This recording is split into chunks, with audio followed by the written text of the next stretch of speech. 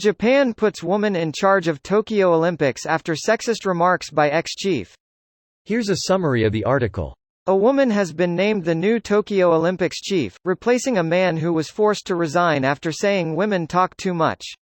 Japan's Seiko Hashimoto, who has competed in 4 winter and 3 summer games as a speed skater and cyclist, takes over from Yoshiro Mori following his departure last week over the sexist remarks. Ms. Hashimoto announced on Thursday that she had resigned as Japan's Olympics minister to take up her new role as president of the Tokyo Olympics Organizing Committee.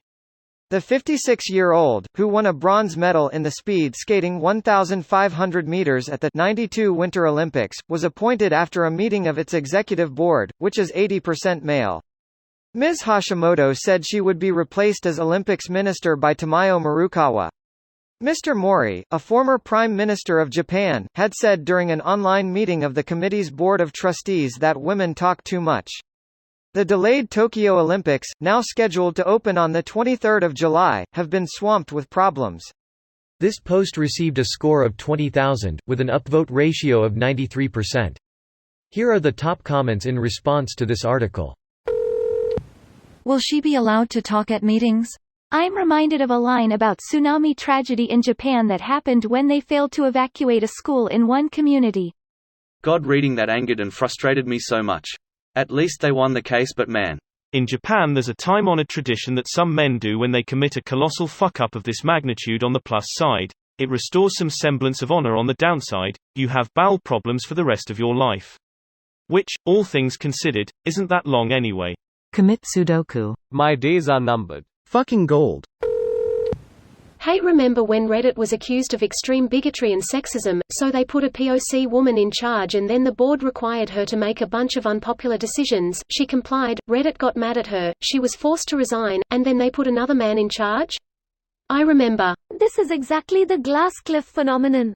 Sounds like Kim Campbell, briefly the first female Prime Minister of Canada, thrown under the bus because the Conservatives knew they were going to get thrashed in the 1993 election. Exactly what I was thinking. Probably put her in charge so when they're officially cancelled the outrage can be directed at her. Yep. This phenomenon is known as the glass cliff. It's when women are put in leadership roles during periods of crisis, when the chance for failure is high. Something similar happened on Reddit several years ago. Back in 2014, Reddit needed to make some unpopular changes, banning harassment subs like Fat People Hate and Coontown, and changing how AMAs worked, so they brought on a new CEO, Ellen Pao. The vast majority of the shitstorm was directly aimed at her, and she was fired not long after. People actually fucking called her Chairman Pao. The whole thing was so fucked. Reddit has actually come a long way, especially from tilde 2014. Used to be, World News was just a place to come be a raging racist. Now you can be a raging racist anywhere on Reddit. See, literally any thread about China.